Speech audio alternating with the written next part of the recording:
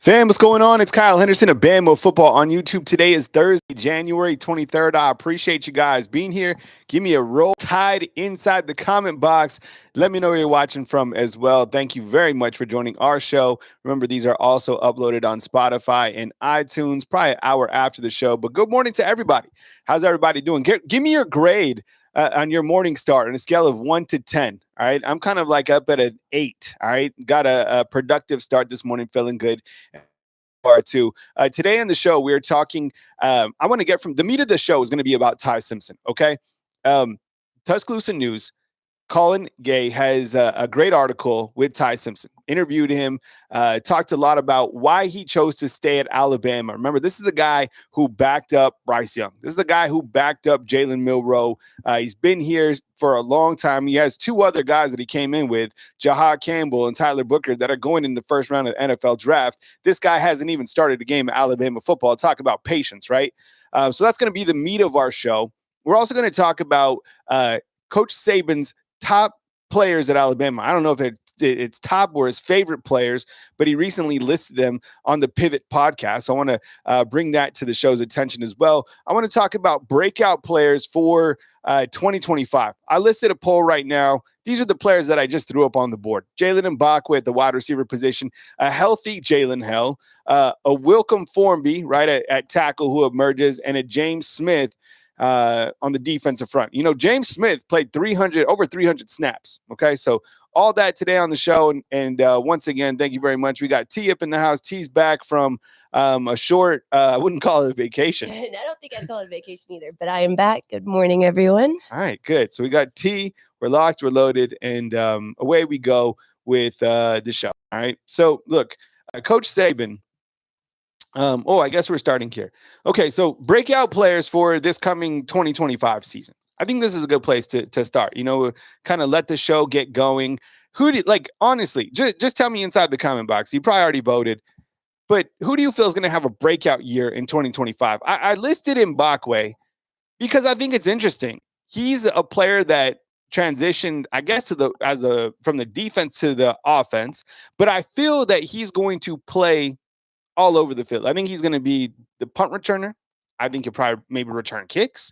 I think he could play on the defensive side. I think he can play on the offensive side. They got to figure out a way to get Jalen Mbakwe on the field. And I think his skill set overall is the main reason that Alabama really kept him out of the transfer portal. I don't know if he got paid millions of dollars or however it worked, but he seemed to be the player that Alabama fought to keep from going in the portal.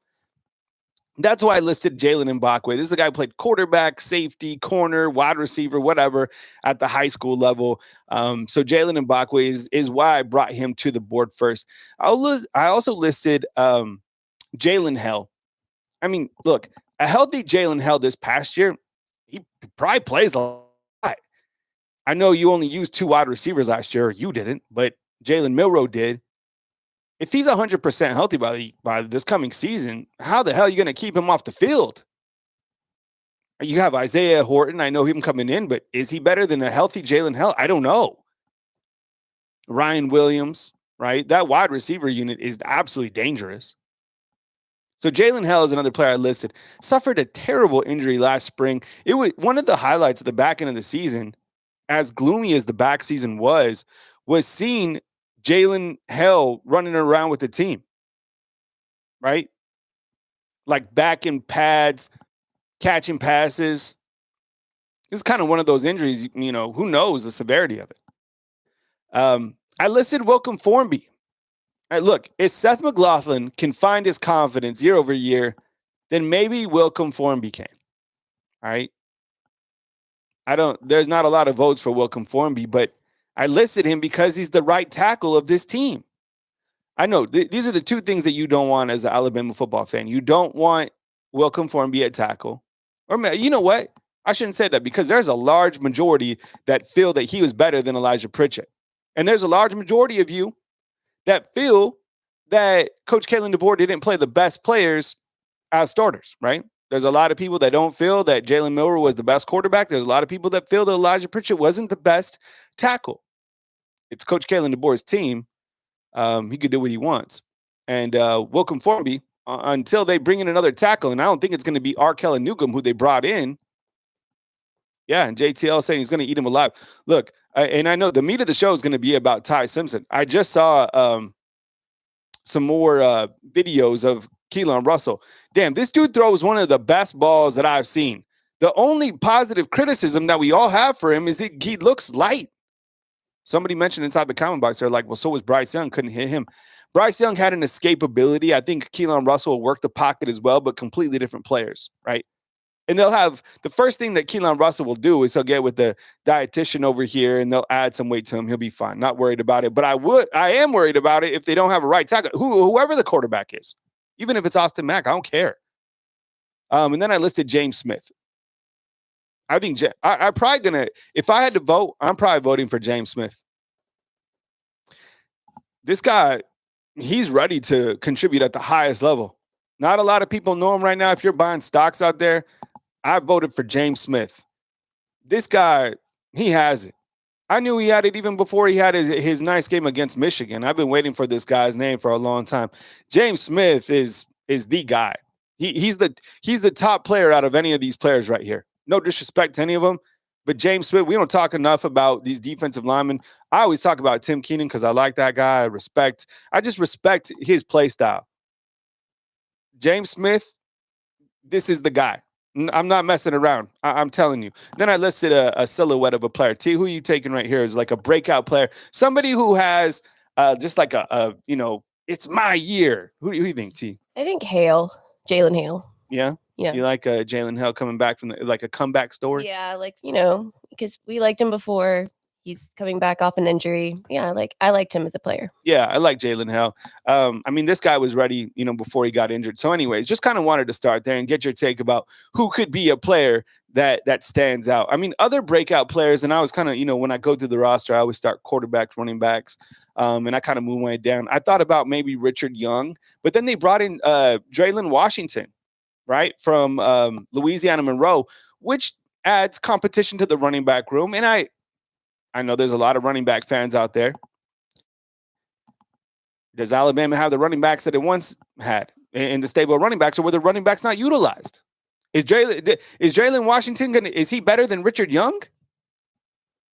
I don't know. I don't think we've seen enough of either running back to decide, but who's going to be the number 2 running back? Surely Jalen Washington didn't come here to just sit the bench.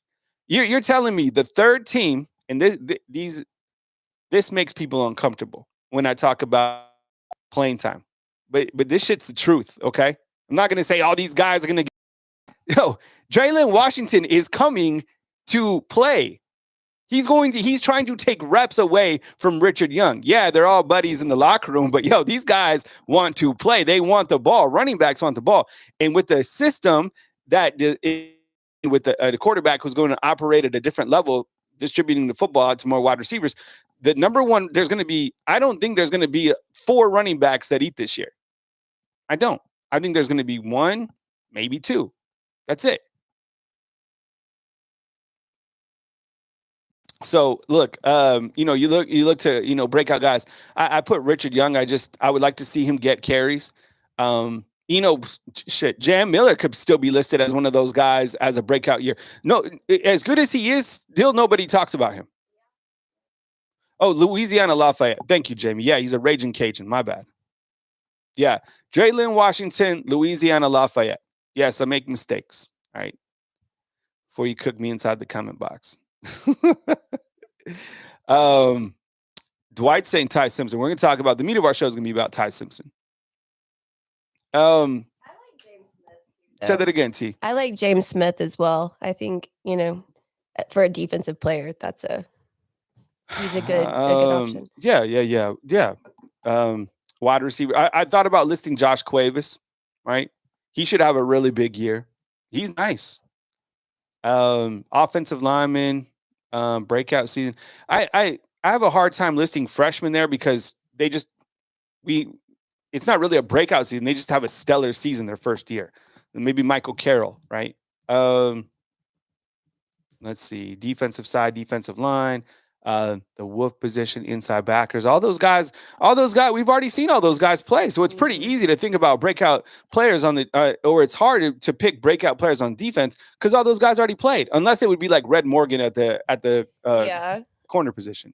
as a that nickel position, whatever you want to call it, star, nickel, whatever, the third defensive back. What else do we have? That's it. Yeah, no, I'm trying to go through the roster. And then you have some new special teams players, a new kicker, a new punter, right? That's the area I'm worried about. Nobody else is worried about that except me. I'm the only person I think that's worried about kicking and punting. That's it. I'm scared. No, you're not the only person worried about that. I'm worried about that. It'd be like me and Coach Saban. We're the only people worried about the kick. I'll join your anxiety party. And the snapper. And the snapper. Oh yeah. Yeah. Yeah, we lost everybody. All right. Saban's favorite player. I didn't see this on the Pivot podcast. I still have to watch the full thing, but I saw it posted today. So these are his favorite players. I'm going to go back and watch in the context. It's an hour-long podcast, It was good. I talked about a lot of it yesterday, but every single thing now, every single story in college football is nothing but Coach Saban. That's it. Coach Saban is like, he can drive your segment. That's all people want to talk about is Coach Saban. Every single news channel talks about Coach Saban, and that's it, which is amazing that we used to just have him here, right?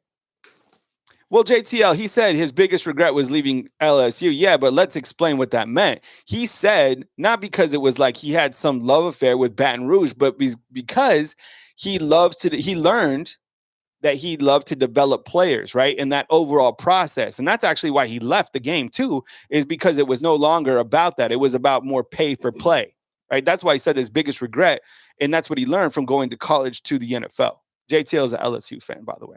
Hey, Garrett Nussmeier, favorite to win the Heisman. Yeah, I think he just meant that his biggest regret was leaving college football. And Garrett Nussmeier winning the Heisman is absolutely, that's terrible. JTL, that's right. Garrett Nussmeier didn't even. The guy was mid against Alabama. Mid. God bless. That guy wasn't. I thought I was scared of him all season long. Oh my goodness, that guy was mid. He was like he wasn't even. He was way worse than I thought he was. Right. I don't know, Antoine. That's a good question. There was LSU. There's a lot going on with LSU, JTL. Right. Yeah, your player with the car accident. I think he's okay. I don't know. Someone update us. All right, but Saban's favorite players: Rolando McClain, Julio Jones, Derrick Henry, Reuben Foster, and Tua Tagovailoa. Right? Those are your favorite. T, what do you think? Yeah, I like these. I like Henry. So I was surprised that he put. I'm kind of surprised there's no Minkah Fitzpatrick. Minkah Fitzpatrick, they used to. Does anybody know what they called Minkah Fitzpatrick? They called him Saban's son. That's what they called him. Oh yeah, they did. Yeah. Minkah I would have Minkah son. I don't know. I might have Minkah over Reuben Foster. I don't know. It's hard. These are hard lists. I can't believe Saban even answered something like this. I can't either. That's what I was going to say. I'm surprised he said it out loud. McClain makes sense. That was like his, and not because he's like beats around the bush. It's just, it's almost impossible. Yeah. He had so many great players. Yeah. Tua. So look, like everybody, the amount of love right now for Ryan Williams is very high, right? He's probably Alabama's favorite football player, like fans' favorite football player because of what he did. He has all the stuff. He's got the personality for it. Nobody loved a player more than Tua Tagovailoa.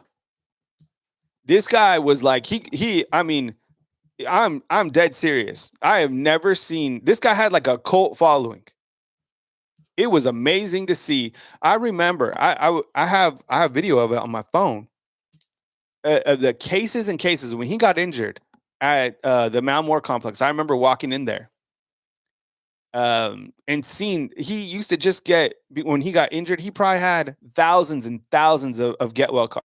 Thousands. They were bringing him in by the truckload. Who wants to mess with the unis? Why would they mess with Alabama's unis? They never will. Right? Uh, Melon Jesus, what's up, man? Hot take. I wouldn't hate a white helmet.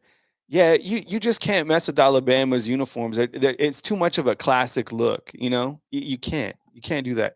I like look. I like changing jerseys and uniforms and all that stuff. Like I like the fact that Colorado can do like Stormtrooper and have different combos. Even Army has a bunch of different combos. I don't know why it works for those teams. I just don't want to see that change with like Alabama. You know, it's something to talk about, but it's like it never flies. It's never really. You're just like, just leave it alone.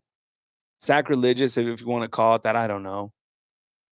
Oh my goodness, DeBoer. That's the last thing that he should do. Because oh my goodness, he caught. I'm telling you, and this is the fabric of the SEC. And when you live here, what do people do on Sunday morning here? They get dressed up. And where do they go? To church. Okay, Coach Kalen DeBoer had a practice on Sunday, and rumblings here. We live here. People were mad about it that he practiced on Sunday. Okay, you have to win. This guy has to win 3 national championships in a row before he changes the socks. Okay, he has to win he has to beat Vanderbilt before he changes the shoelaces. Right? They didn't even wear the right cleats against Michigan. Mm-hmm. So yeah, you got a long way to go before you change anything. And you gotta beat Vanderbilt. Step 1, beat Vanderbilt. Step 1 and actually beat Florida State. You lose to Florida State. Oh my God. We're gonna have to change the channel. Where is that game? It's in Tallahassee. Oh, good. And these guys, Tallahassee, this team is dreaming to get their program back on track. The only way that Mike Norvell can just resurrect his program is to beat Kalen DeBoer. That's it. Well, and they just had a terrible year, so they're due a good year because this team is so up and down. So so. Anyways, these are Saban's favorite players. That's Reuben Foster? Is that? Yeah. What position was he? He was a linebacker. Defense? He was like he's like the hardest hitter ever. He's the only one that I don't seriously remember. So the thing was about Reuben Foster was he literally nobody hit like him. And then being a 49ers fan, they never pick anybody from Alabama. It never works out. The last guy that they had was Camlet too. Before that, in a trade, they got Reuben Foster. And then Reuben Foster, some off the field stuff happened and then kind of went away. But yeah, nobody hit like Reuben Foster, period. Like this guy like hit you like a Mack truck. All right, so Saban's favorite players. Okay, now we move to the meat of the show. All right, this is presented by Jersey Mike's, which we had yesterday. Just kidding, it's not. We don't have one sponsor. We had Jersey Mike's yesterday, T. We did. The Tuscaloosa News has Colin Gay is the reporter. He has an article where he interviews Ty Simpson's mom, Ty Simpson's dad, Ty Simpson himself. I encourage you to go read it. Right, I'm not affiliated with Tuscaloosa News, with any of On3, the greatest website in the world, Rivals, the oldest, most coveted college football site, or 24/7 Sports. Right, but check it out on Tuscaloosa News. And it's a good article, and basically talking about Ty Simpson and his journey from being a coach's son. And his parents used to let him, when he didn't have his driver's license, drive to the football facility to work out in 8th grade. Because that's just the guy that he was. He'd drive. It was less than a mile. He would let him drive. They were in some little country town too, right? Yeah. Wherever UT Martin is, right? He would drive and he would start working out with the team. He's always had that not afraid to work mentality. Okay. This guy's a 5-star. His parents are talking about, just how proud they have too. They have another son coming up too. I think is a freshman in Tennessee who's another baller. Right? Yeah. Martin, Tennessee. Thank you, Jason. I have no idea where that is. And so look, the guys that have come through for quarterbacks, you can talk about their on the field play. That's what we talk about. Off the field, their character, like, damn, we've had some good guys at quarterback, Even though we don't like Jalen Milroe's play, like, you like the guy. The guy's a great guy, right? And they've all been great ambassadors for Alabama, right? But the article starts off talking about why Ty Simpson came to Alabama, and it starts with Coach Saban. And this is a quote from the article. I got a couple in here. Again, Tuscaloosa News. You can read the full thing. Coach Saban said this to Ty Simpson. If you want to play in the NFL, right? If you want to be an NFL starting quarterback, the pathway starts at Alabama. Now, look, even Ty says in the article, this isn't how he drew it up. He figured he'd be playing way before this, okay? It's taking him some time to get here. He's a redshirt sophomore, okay? And you look at all the quarterbacks that have been here before Ty Simpson, okay? Here's the list right here. And I put their records, by the way, in Alabama quarterbacks. Isn't that interesting? Jalen Hurts, 26-2. Tua was 22-2. Yo, I know that this is controversial when you talk about the best quarterback over the last stretch. Mac Jones was damn good. He had an undefeated team, national champion. Tua came in, as a freshman and spun it to Smitty. That was like the equivalent of, a freshman coming in. That was remarkable. That was my first national title game that I covered. It was a second and 26.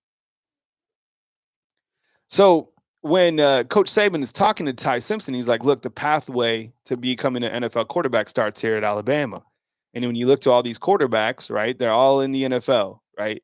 Round 2, Jalen Hurts. Round 1, Tua. Round 1, Mac. Round 1, first pick overall, Bryce Young. And who knows where Jalen Milroe will end up. It's not going to be first round.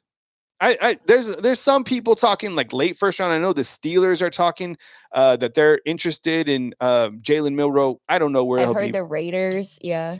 Who knows? The latest talk is the Steelers. I could see that.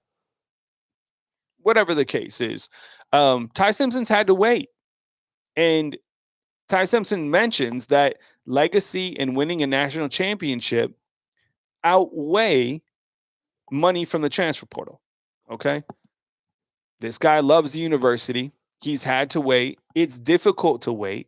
It's difficult to look at all these quarterbacks playing the NFL, seeing Jahad Campbell and Tyler Booker, two guys that you came in with as a recruiting class about to go to the NFL, and you haven't even started a game here at Alabama. Can you imagine that? Yeah. Right? Here his career numbers since 2022. There's not a lot here. He hasn't even thrown a touchdown pass.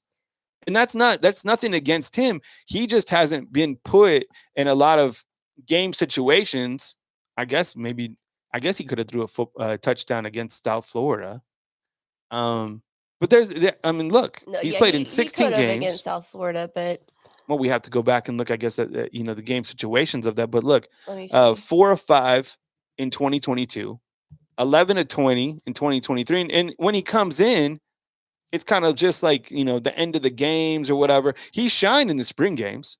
He really has. He's had good spring games. All the quarterbacks do usually at Alabama, the backups.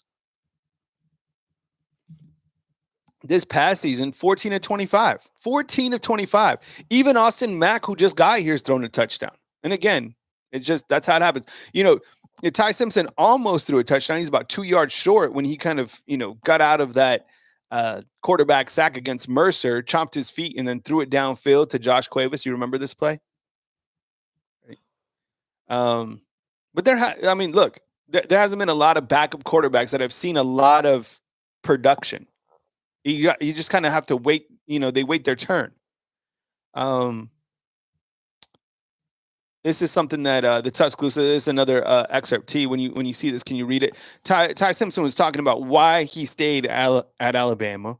Yeah. And one of the main reasons. This is an excerpt from the article. He said, "I love this. If I didn't, I would have left. You know what I mean. But I love Tuscaloosa. I love the University of Alabama. I love the fans. I love the program. I love my teammates, and that's the reason why I stayed." Let's get look. And there's a lot of you, and me too. I might be on this Keelan Russell train, and I'm excited to see what Ty Simpson does. But the one thing that I feel as fans, and I encourage everybody to do, is let's get behind loyalty. Let's get behind somebody who has been patient, who understands the long game, right? Like I think we're going to see this less and less. He's like a these type of players are endangered. They don't exist a lot, right? He's like an endangered player that we have because there's not a lot of guys that have this talent, can start at Alabama, and are going to wait. That's just it. And this is a guy. It's almost the exact same situation as when Mac Jones was taking over. I think I would like to go back to some of my shows when Mac Jones was coming and Bryce Young was getting here, and I probably was just on the. I was probably out in the mob saying, "Yeah, start Bryce Young over Mac Jones. Mac Jones is he's trash." I'd love to go see what I said. But then Mac Jones came in, and this was the guy who waited. This was the guy who was ready at that point in time. That's a great point. Why Bryce Young was in development. And I'm sure it was tough for Bryce Young. I don't know if he was ready to play his freshman year or not. I don't know. I don't think we even saw him a lot that year.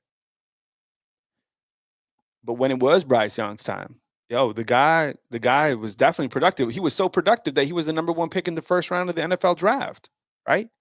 So Keelan Russell, and the only positive criticism that I have on this guy, and I will say this, I think Keelan Russell is very similar play style to Jaden Daniels. That guy, the rookie of the year, 100% in the NFL. Completely different than any of the quarterbacks that I just showed you on the screen that I've covered since I've been here. The only thing is he's light. Put on, I don't know, 12 pounds. You can do that super easy. 15 pounds, super easy. This is going to affect zero mechanics for the kid.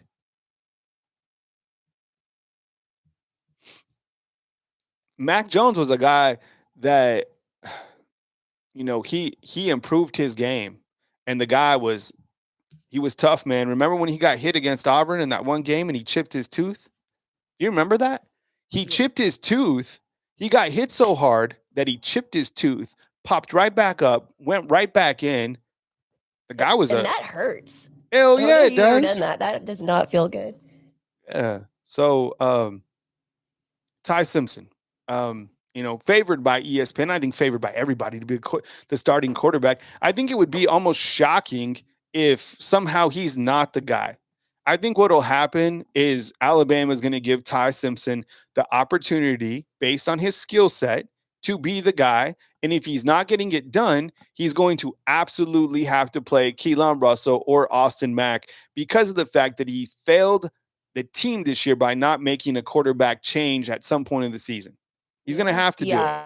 Yeah, he will have to make the change if it's not working. So it should say 16 appearances here. He's been at 16 appearances. Julian Sainz out. Eli Holsting's out. Dylan Lonergan out. Milroe out, right? He's played the long game. That's something that Courtney Morgan says, right? Yeah, we from time to time, it wasn't too long ago. I don't know what you guys are talking about inside the comment box about the pinwheel, but we did the pinwheel recently. Yeah, I think maybe somebody won, like someone did it on another show. Maybe I'm not sure because Zach's saying he won it. Huh? Yeah, the pinwheel goes hard when the pinwheel comes out. They're telling him it's rigged. No, yeah, the pinwheel's good. Yeah, and people talk that the pinwheel's rigged. I don't know. It's not rigged. It's not rigged. And then I put at the bottom, I guess I was being a troll because this is the old graphic. For one person. Is does he have the fire in his eyes? I don't know. That's just me talking smack. And that's something that DeBoer is just never going to live down. It's just one of those things that you say that like stuck around, and now sometimes you wonder like, does he see like a fire in Nick Sheridan's eyes? That's just I don't know. But that's what he said he saw from Milroe, is that he had the fire in his eyes. So that's what we're always going to say going forward. The college football top 100 was recently released on ESPN, and there was 3 players that made it from Alabama. One was Ryan Williams. Number 48 was Jahad Campbell, and number 47 was Tyler Booker. That's it. There was no other players listed on this ESPN Top 100 from Alabama, right? And I kept on scrolling. I double checked it because I thought maybe like I don't know, maybe Milroe or who else would have been in this top 100. I was thinking. Yeah. And the article goes to show that, they talk about some of the players that didn't make it, but I was like, damn, 3 only from Alabama. And it kind of ties back to what I've been talking about a lot this year has been the national perception of Alabama. And it's so quickly how it changes after one season. Ooh, Malachi Moore. Thank you. Thank you. Yeah. He should have definitely been on the top 100. Even if it was like from 85 to 100. Yeah. I think Malachi Moore was certainly should have been a guy up there. Ryan Williams was number 71. Mm-hmm. Yeah. And Jeremiah Smith, this is the top 10.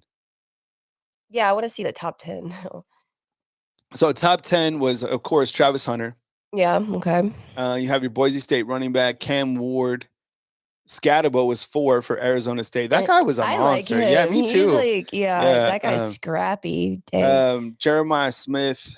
You know who I like out of this board too. Is number 6. Tyler Warren. Yeah, I gained a lot of respect for this guy. He was a tight end. He's like 6'6", 250 pounds. He caught over 100 passes this year for Penn State. Wow. Kelvin Banks, and I hope the Niners pick him up. He's a tackle from Texas. Abdul Carter, Penn State. Dylan Gabriel, 9. And Kyle Jennard from South Carolina, defensive line, right? So that was your top 10. But I was like, dang, was this year's team? Let me ask you this. I know we have to get uncomfortable sometimes asking uncomfortable questions. Was this team not as good as we thought they were going to be? Or was it kind of the coaching? I mean, was this not as talented as a roster? I think right now, I think people will be like, yeah, the team wasn't that good. I don't know. The roster seemed good to me. Well, and then, getting used to a completely new style of coaching surely takes some adjustment time as well. So you got to factor that in. Yeah. And I think, yeah, you're kind of onto something. Maybe they just weren't as good as we thought compared to how good everybody else's teams were. Yeah. And will this team be better than last year's team? Because the schedule is harder. No, I mean, the playing field has been, pretty even. So let's just think about this real quick. Okay. So let's just theoretically say that Alabama has 2 first-round draft picks this coming in 2025, right? These 2 guys, Jahad Campbell and Tyler Booker. Okay. First-round draft picks don't always tell you how good the actual team is. Sometimes it does, sometimes it doesn't. But just for the sake of it, let's look to how many projected just together. I'm not even going to pull out my roster guide right here. But just off the top of our head, realistically, how many players do you think will be drafted in the first round of 2026? Okay. 2026. Okay. I'll start. I got a first round guy will be Proctor. Caden Proctor. Okay. Let's see. Quarterbacks, will there be any first round draft picks? No. Will there be any from running backs? And no. Will there be any from wide receivers? Jeremy Bernard? I don't know. Probably not. Isaiah Horton? Probably not. Tight ends? No. Offensive line? Caden Proctor? Jaden Roberts? No. Okay. Defensive line, Tim Keenan, James Smith, no. Linebacker, Deontay Lawson. How about Deontay? A healthy Deontay Lawson. All right. Yeah. I'm up to 2. Okay. Quay Rusa, the Wolf, inside linebacker, Justin Jefferson, no. Corners, Damani Jackson. Yeah. I go him over Lawson probably. No. Lawson at inside linebacker, and then Damani at corner. Yeah. So that's 3. Do we have Keon Sabre, Hubbard? No. So 3. Yeah. There you go. That's what I was thinking. Melon Jesus is maybe Parker. I don't think Parker Brailsford would be a first round guy. So that's 3 guys that we have going in the 2026 first round, right? So this year's team has 2. Next year's maybe 3, maybe 2. Is it sign of the time? Oh, LT Overton. Ooh, Riley, thank good you, job, Riley. Riley. Okay. So 4. Yeah, 4. 4, yes. Thank you, Riley. Nice work, man. Okay, so there you go. So 4. Redfish Stalker is saying that he underachieved with all the talent he had. I think so too. I do too. I honestly think that Coach Kalen DeBoer. Okay, so here I don't know. I didn't add this to the graphics, but they ESPN recently graded Kalen DeBoer. Okay. Um I'll put this out here, T. I'm gonna add this and you can add a graphic real quick if you can. Mm-hmm. And here's what they said. We'll see if we can cook up a graphic real quick. They graded Kalen DeBoer actually as a C minus. Yeah. Okay. So this is, I'm just going to add the text, and if you could just dress it up, see how fast we can do this. Sure. There's the text. Okay. You can put like Kalen DeBoer or whatever. So ESPN, they did first year grading for these coaches, right? And they said the hiring of Coach Kalen DeBoer at that time was an A plus. Now his first year was 9-4, and his year 1 grade was a C minus. And I'll show you what they said on ESPN just a second. I'll read it on this other side right here. But what was written when he was hired? Okay, and it says this: he has never coached in the South, right? He has never coached south of Carbondale, Illinois, and will need to. Let me read this again. He has never coached south of Carbondale, Illinois, and will need to adjust to life in the SEC, especially the cutthroat recruiting landscape. DeBoer's down to earth person. This is before the season. DeBoer's down to earth personality will help him along the way, but he hasn't faced the scrutiny and criticism that likely is coming at some point. His ability to navigate those waters, make smart decisions, and stick with what got him here will shape his tenure with the Tide. I think this is so interesting. T, are we ready to show this? Yeah. Almost? I mean, yeah. All right. Or I'll get a picture of him. Yeah, or maybe we could just put it in the white text, maybe. And that bottom right has to be a little cut out for me. So check this out. There's a couple different points that really stand out in whoever wrote this. It was like they were telling the future, okay? Because to me, here's that part right here. Okay, a couple things. Down to earth personality will help him, but he hasn't faced the scrutiny and criticism that is likely coming. Okay, he had to deal with that for the first time in a mega light when he lost to Vanderbilt. He's never faced that type of scrutiny before ever. He's lost games before for sure. Has he lost 2 games in a row for sure? Yeah, he has. But he's never lost and been under the microscope like he is here, right? Losing to Vanderbilt is no. Losing to Tennessee is no. And the worst thing about it too was the fact that they were pretty much loaded going into the Michigan game when Michigan had a lot of opt-outs and they lost that bowl game too. That was like a softball gimme to end the season on a positive note. Now, this article also says, right, make smart adjustments. Did he make smart adjustments this past year? Whoever wrote this had this was like right on the money. Did he make smart adjustments? To me, a smart adjustment would have been, right, the quarterback situation. Figuring out that position. I don't think he made adjustments there. And stick with and look at this and stick with what got him here. I don't know when that was written, but you know what helped him get there too was the guy who's asked about every single day, Ryan Grubb. That was something that stuck with him that helped him get to was Ryan Grubb being right next to him. Now, Nick Sheridan is that's just the truth of it.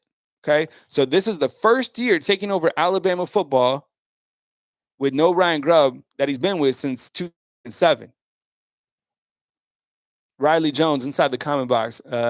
Schematically, T, what did he say? He's saying schematically the adjusts were minimal and offensively and defensively, like the offense second against Georgia and second half defense against Oklahoma. Darren, what's up, man? I see you inside the comment box. Damien. I think this whoever wrote this was like spot on for ESPN. I think it's good.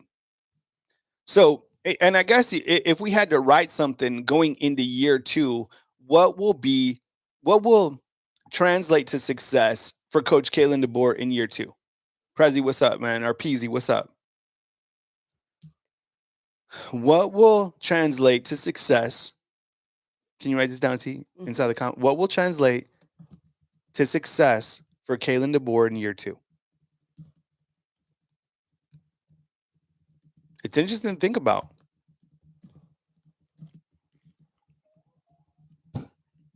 Plug O-line holes. Okay.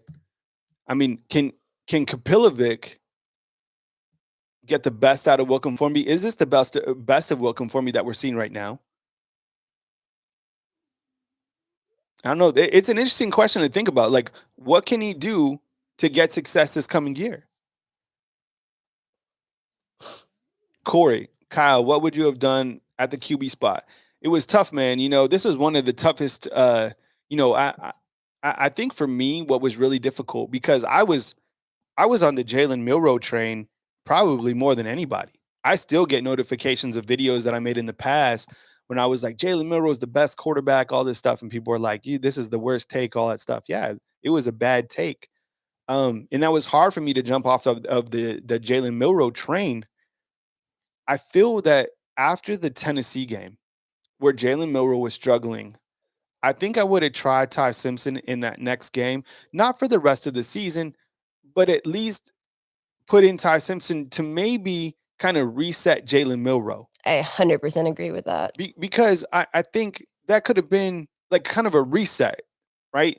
Maybe get the offense back on track a little bit, get Ty quarterback for next year, some major experience. And he didn't do that. And I also, and then he had another opportunity to do this at the back end of the season against Michigan.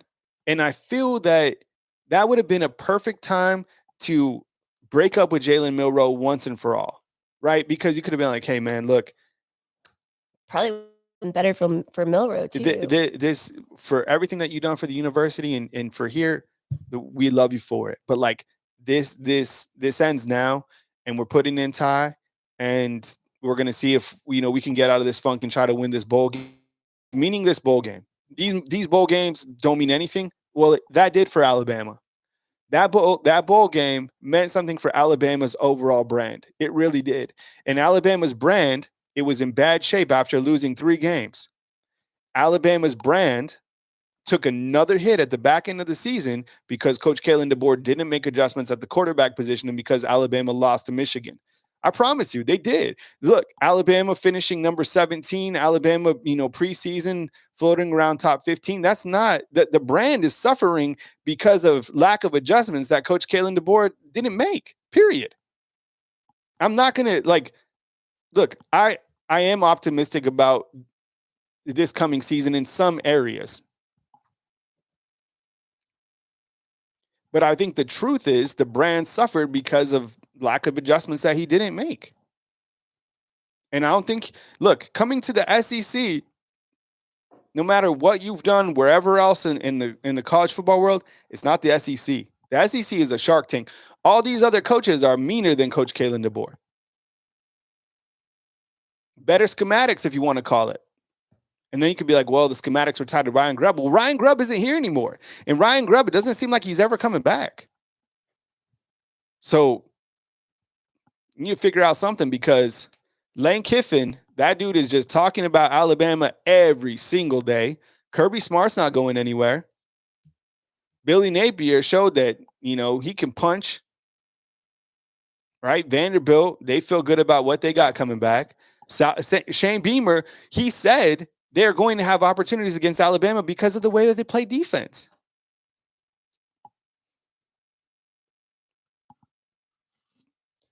People don't fear Alabama anymore, which is fine. Because Alabama can use that as reverse rat poison. But people do not fear because, and it starts up top. Everything starts up top.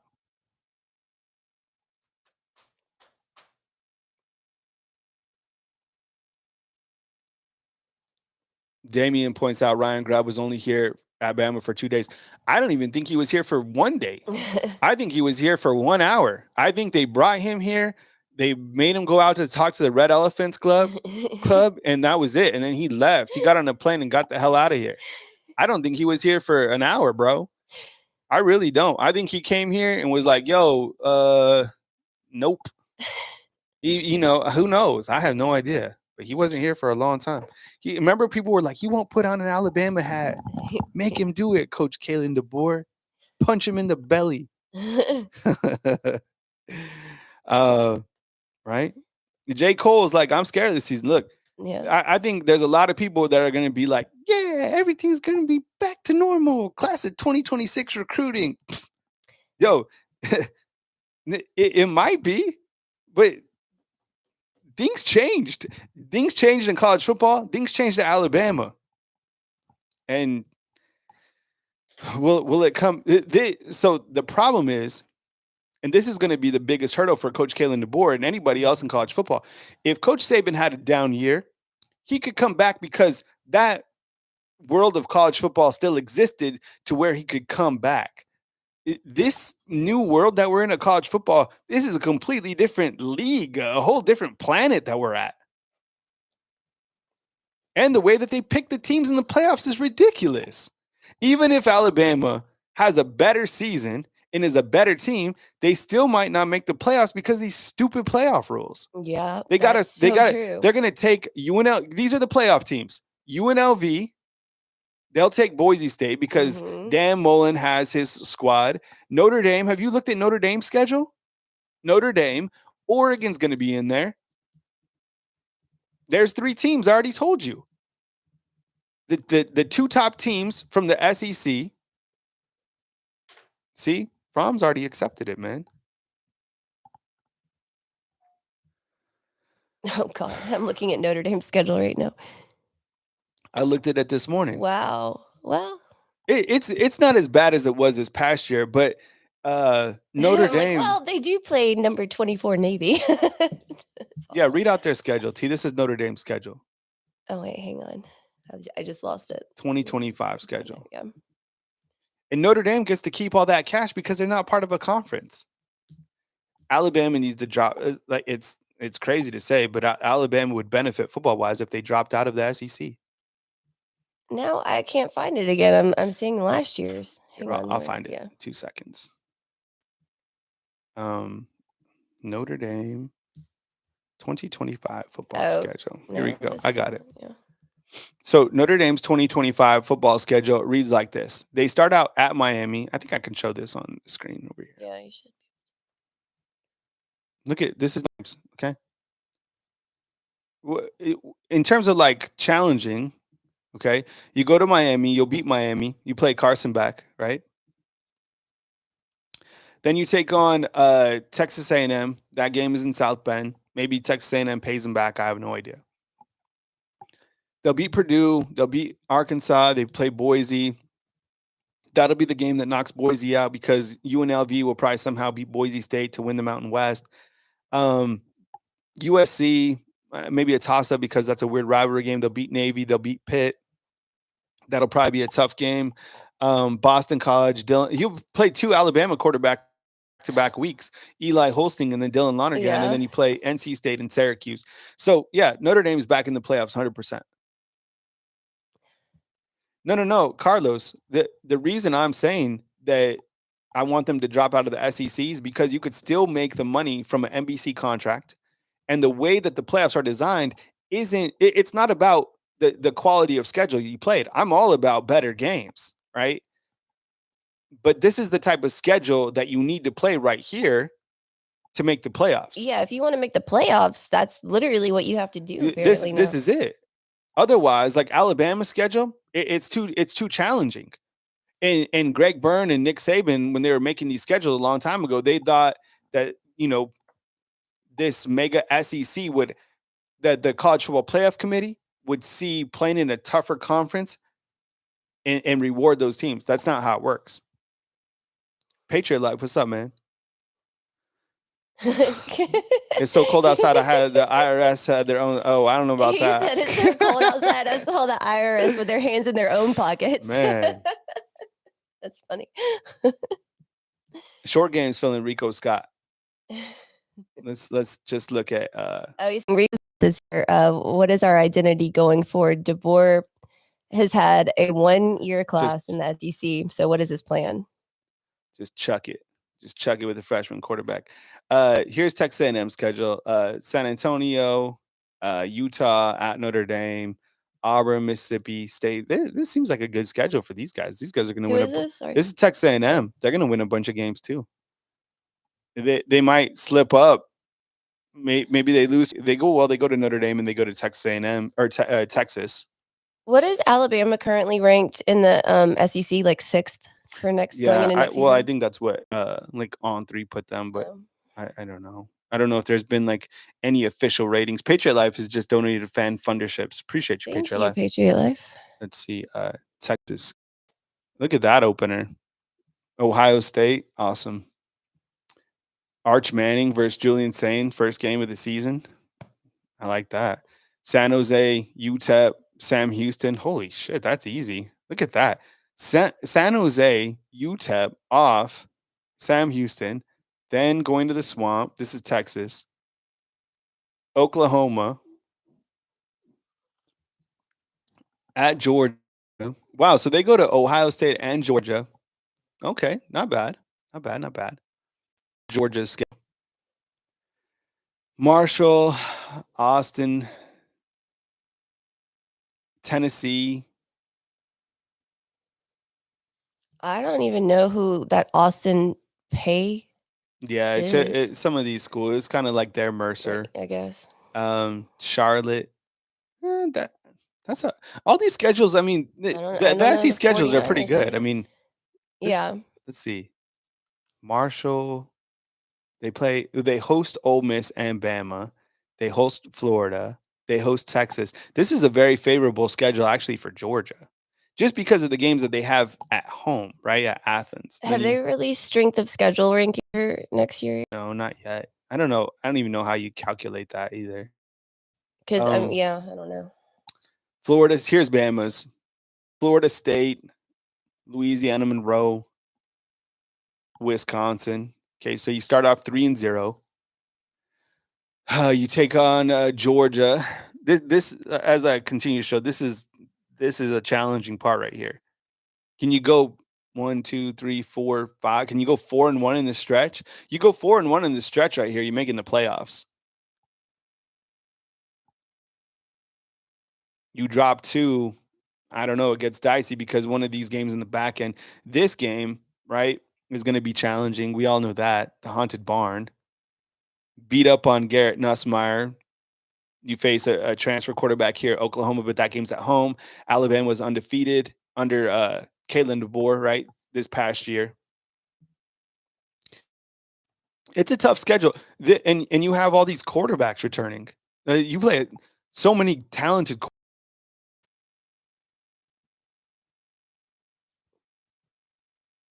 I don't know. And as you know, this game over here is always weird. It doesn't matter. So yeah, and I bet you Alabama has on their hit list Diego Pavia. I bet a lot of teams do. I mean, Pavia talked a lot. He delivered, but he talked a lot. Yeah, he did. He did. He did, man. They knew it was crazy. It like think about this. Vanderbilt knew that they were going to beat Alabama. Vanderbilt, yeah. He like had no doubt in his mind that he was gonna, yeah. Yeah, they did it. And they did. They had no that they were gonna beat Alabama. And that's how I think a lot of teams are looking at Alabama this year. That has to change. Mm-hmm. That has to change. You have to instill that fear because the times I covered Alabama under Saban, it was boring because those teams, the way that they feared Alabama, it was crazy. Like, I mean, I'll show you something. Like, for example, right? Like, this is a cool site to go to. Patriot Life with another 5 memberships. Thank you. Hey, Patriot Life. Thank you, bro. You're always taking care of us, man. All right. So look, when I first got here, this is what like I was accustomed to. All right. I'm serious. This is the like when I got here, right? I got here in 2017. This is against Tennessee. These are the games that Alabama had beat Tennessee under Saban. Look at this. So it was so boring to me, like against Tennessee. Look at this. Absolute beatdowns. So I got here right here, 2016.